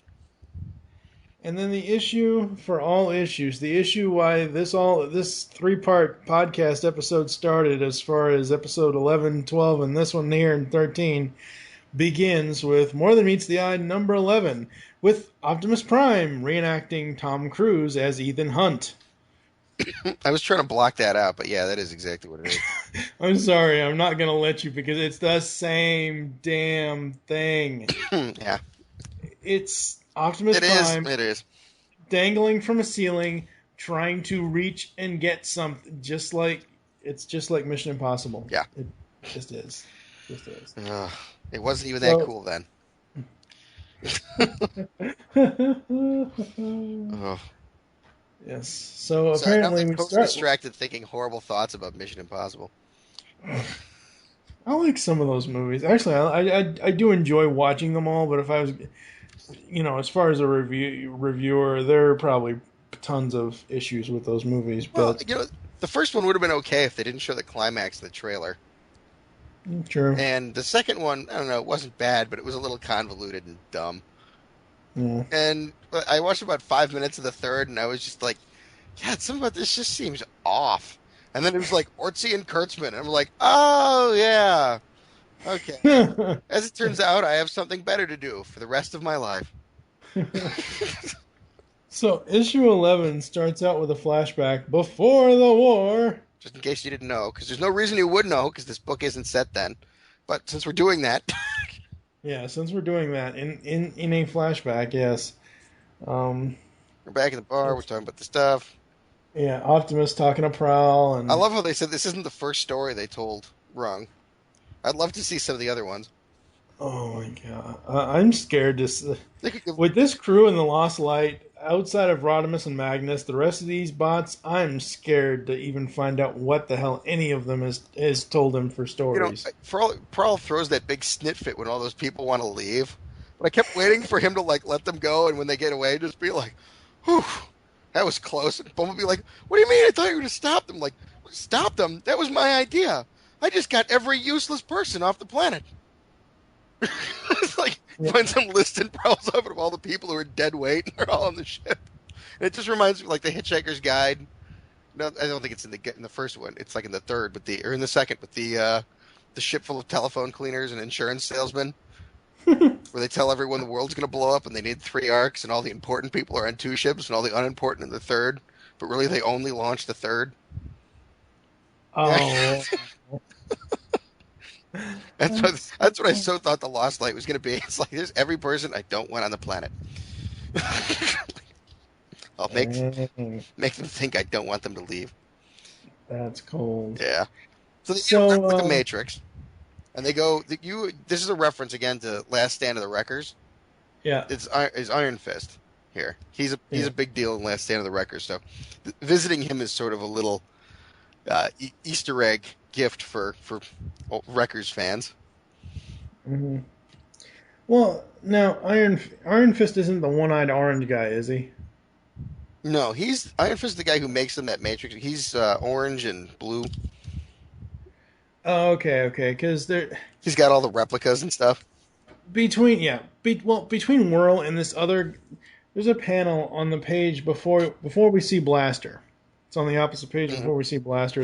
I believe it's Ratchet talking or Oh no, monologuing. you're talking about that's our unnamed senator again. Okay, that's see. But he's They gotten a new make it paint job. so obvious. Well, they make it so obvious. They make it seem like they did that on purpose. I know that. I They, know. they have said That's what so. I'm saying. They've It's said like let's recolor him like this in this issue. I know, but that's what I'm saying. It's like he was green in the last issue, and then you have Whirl walking around looking like a descendant of that character, and then you've got the actual character who is basically a orange version of Long Arm Prime version of it. Yeah. But yay, finally, Blaster. Love seeing him. Even if it is for only a couple panels, I just love seeing him. That's I think we'll awesome. get some more Blaster one of these days. I Yeah. think it's coming. I think we need to have a Blaster Soundwave fight, an actual Blaster That'd Soundwave be fight. nice. That would be so They had a awesome. nice one in the. I remember in the Japanese Headmaster cartoons. They fought to the death. Yeah, they did. I remember seeing that. Yeah. Saw a great So, fan dub of one of those the other day. oh, did you? Yeah. So like the 7th episode. So I guess somebody did 1 through 6 recently. I'm Hmm. trying to remember where it was, but it's I don't know, Veil of something, Veil of Shadows, something. Yeah, Episode something 7. like It's that. on YouTube. It's really good. The music, I thought, just really well done actually. I mean, the voices. They're amateurs. You can tell here and there, but overall, it's certainly the best way to watch those episodes. Yeah, exactly. So you've got Swerve gone back to his old douchey self. How's Ring? How's Rang? How's Wrong? You Yeah. know, it's funny. Don't get me wrong. I like it. It's funny, but Look, it's his just eyebrows are going while he's saying wrong. I know. I'm telling you, the eyebrows just need their own issue. I know.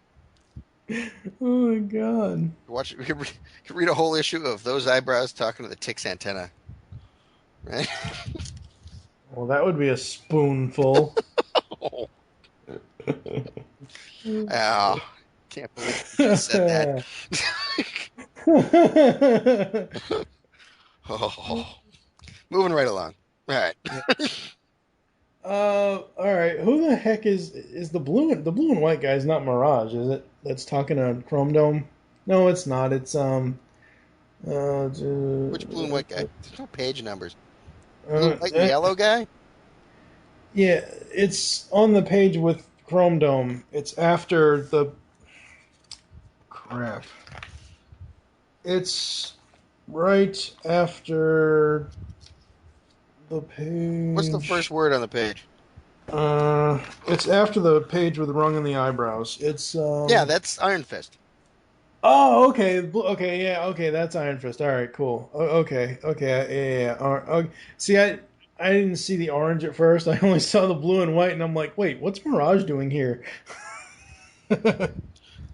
Yeah, see, now Iron Fist has weird eyes. fans love Iron Fist because what Iron Fist actually does, for the most part, in the Transformers universe, is what we do in the Transformers universe.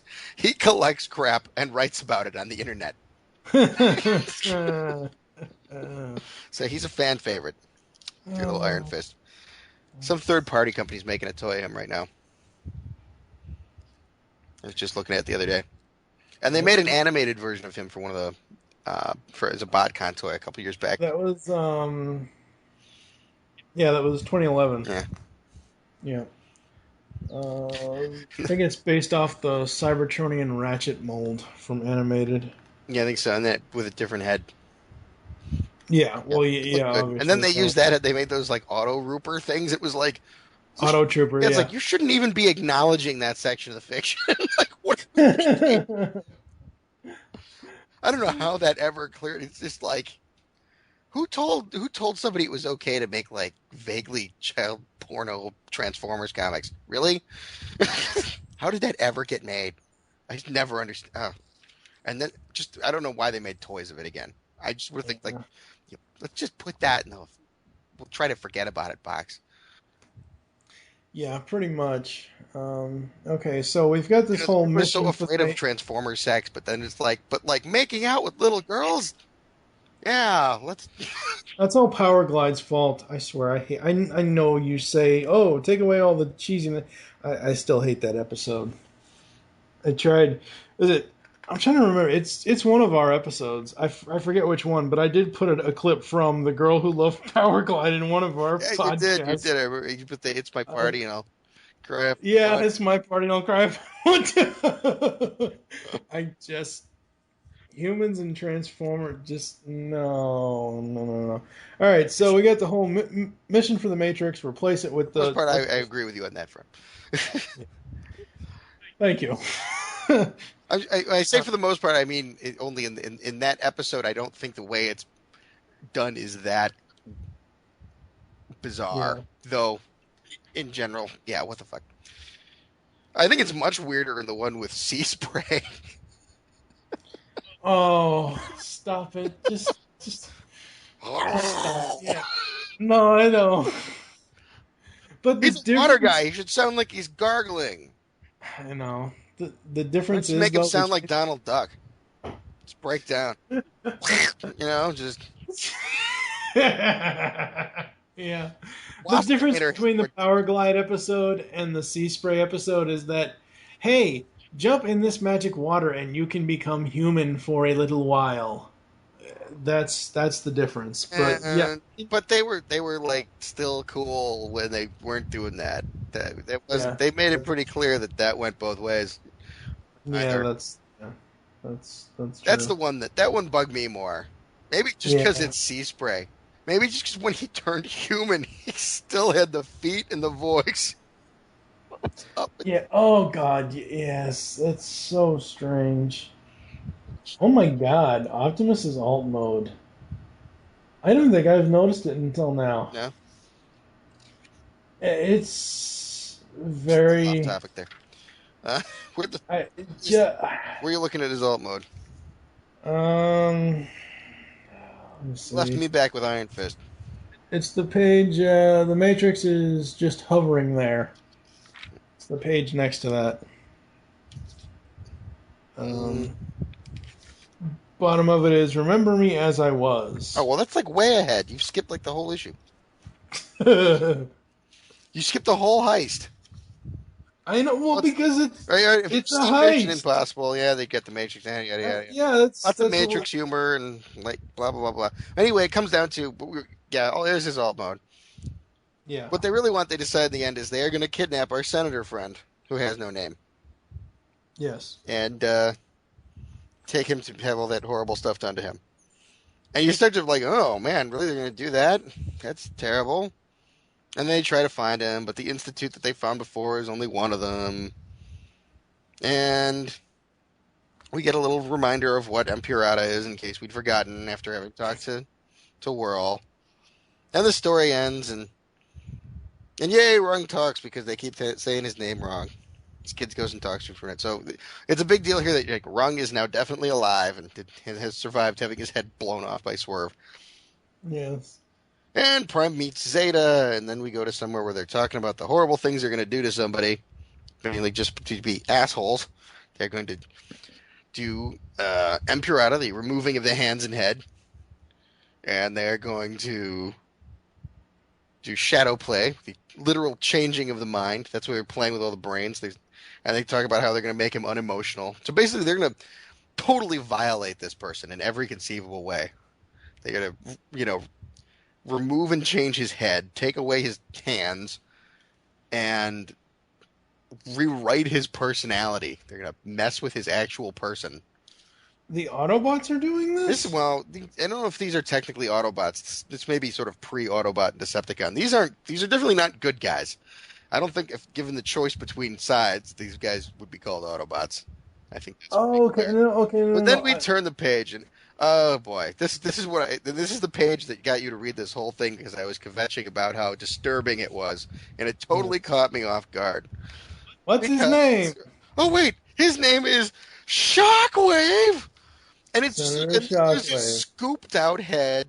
His hands have been removed, and they're holding Shockwave's head. They haven't even put it on yet, And it's just, you just realize how horrible it is for this cool senator character who was like a decent guy to get turned into Shockwave. And it is just really horrible and disturbing, isn't it?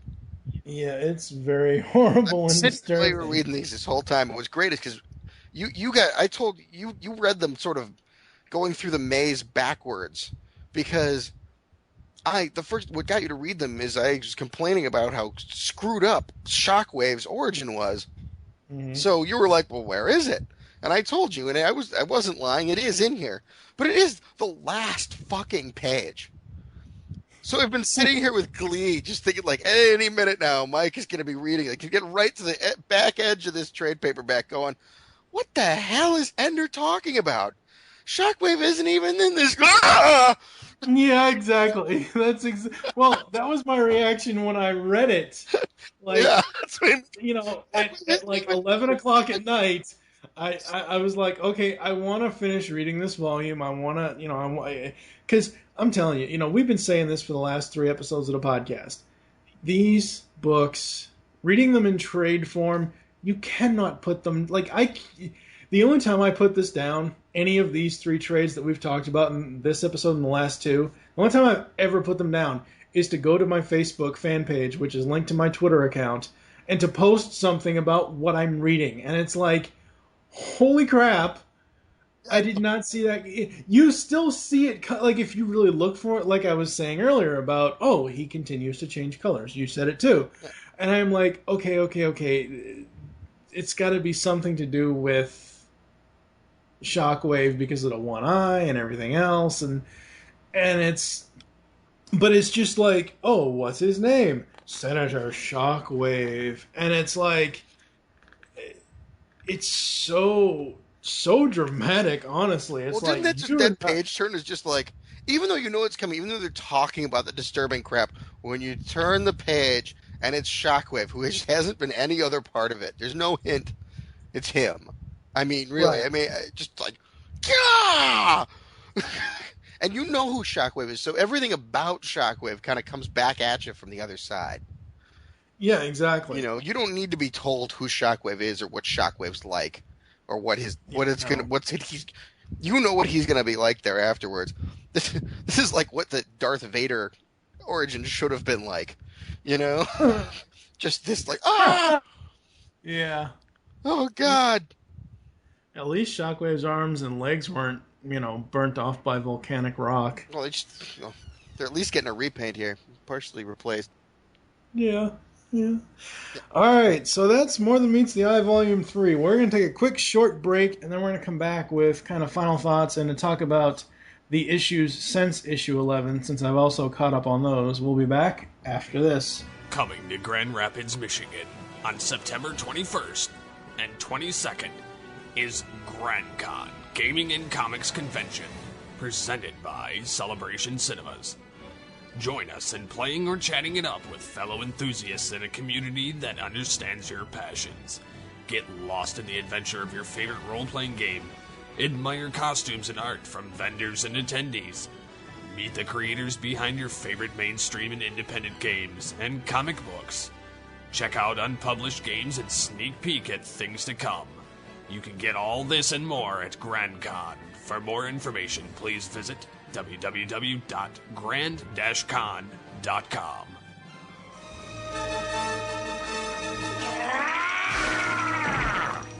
I am Alana.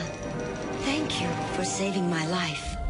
Sea spray here at your service. Is something wrong? Your face is turning red. We are back, and final thoughts on the Volume 3 trade. It's fantastic. Buy it. Buy 2 of them. Buy one and give it to a friend. I love all of More Than Meets the Eye, and I'm a big fan of James Roberts in general. And I gotta say, this is my favorite one so far of the trades. Yeah, it's because of Shadowplay. Shadowplay is just fantastic. And I'd really love to see more done in that time period in general. I think it's a really ripe area. There's just a ton of stuff to do there. Yeah, no. Roberts goes back there. He found I think even in the IDW verse is trying to move forward chronologically, I think it's provided this like fantastic excuse, like, and now in the guise of telling a story in a bar, I am going to write a pre-war story.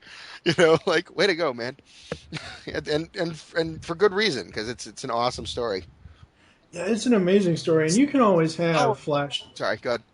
Well, you can always have flashbacks. Yeah. You can always, even though you need to keep the adventure of the Lost Light going, you can have them sit around telling stories to make Rung come back to light. You can do that, and it would be all right, because that's the main issue, is you're trying to get your crewmate, your friend, to actually respond to you and telling this flashback story. And I really loved how each one of them have something to do with the story. Mm. It's not just Right.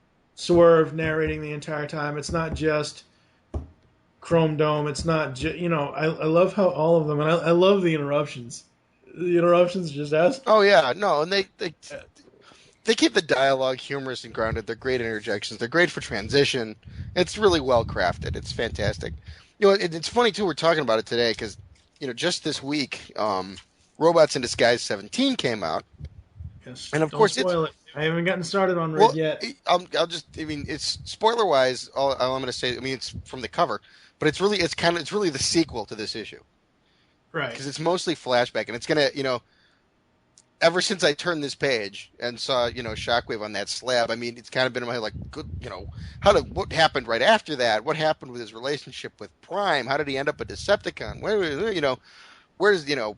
How did this? And begs the question further back: where did he come from? What was he like before? Why? How did he get to be a senator? What's his connection to G-Axis? Because they've said Shockwave was G-Axis' student.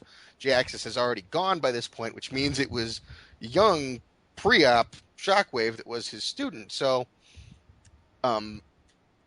it's all those questions that have been in my mind since I turned that page. That's what Robots in Disguise 17 is really about. So, once you've read this, you go jump straight into that if you want to skip to those answers, because that has been preying on my mind since then. Yes, I'm that much of a dork. Since last week, since episode 12, and since your Rid 17 spoiler-free review came out, and basically just said, "Hey, you need to be reading this." Yep. And I'm like, is that directed at me? He's like, no, it's, mostly you. Yeah, it's like, no, not just at you. Maybe mostly you, but not just at you. Well, I have since gone to the comic shop, and they are holding Volume 1 and Volume... My comic shop is so weird. More than meets the eye. I was able to get the Volume 2, Volume 3. They still, to this day, have never called me about Volume 1. Obviously, I had to get Volume 1 through my friend Jeremy Fine. Actually got it for me as a belated birthday present on Amazon. And I show up at the comic shop. Well, I show up at the comic shop one day, and in my thing, in my pile, was Robots in Disguise Volume 1. And I'm thinking, oh, okay, I guess I'll start reading this now. And I'm like, okay, do you guys have Volumes 2 and Volume 3? And they're like, we have Volume 3. We'll have to order Volume 2. So I honestly have no idea what's going on. But yeah, no, Rid 17... I think my local comic shop gets just enough Transformers trades for me to buy. Yeah. They've got a whole lot of cost to sit in there. They don't understand why. Okay. All right, so we're done with the volumes. But I'm not bitter. Sure you're not, Ender.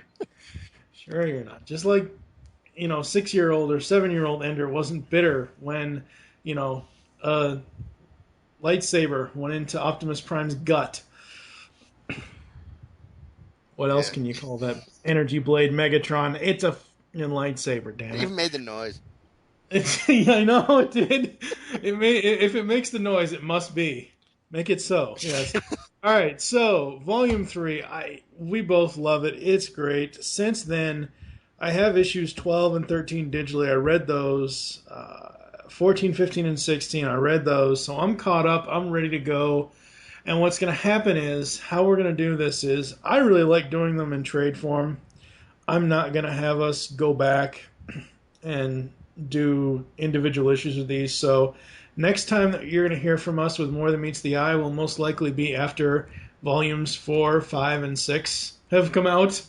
So we can make it a 3-episode arc. But before that, coming up next week, I will have had Lady Rec from the Underbase on talking about her comic origins and all that good stuff. And apparently the Underbase, they split the duties up amongst who reviews what comics. She is on the More Than Meets the Eye side, so she has yet to talk about Robots in Disguise. So coming up, I think I have it planned for issues 21 to 23. We're going to do, you and myself and Lady Rec are going to do the Robots in Disguise trades. Which I am totally excited about. Lady Rec and I go way back, so, well, way back internet-wise. Yes. I know what you meant. As far as people go back on the internet. Yes, exactly. And then after that, as far as other Transformers coverage, I do have plans for you and I to do spotlights. I do have plans for you and I to do Rage of the Dinobots, and most likely Beast Hunters eventually. So yeah, there's plenty of stuff coming up here on the pull bag, and I'm going to talk you into doing Legend of Zelda with me. The comic book? No, the cartoon. Oh yeah, that's another show. I know. It's a completely other podcast. You got to plug them where you can get them, man. Yes. Let's see. Yeah, June 21st. I don't want people to lose track of the Ender brand, you know? I seriously doubt that will happen.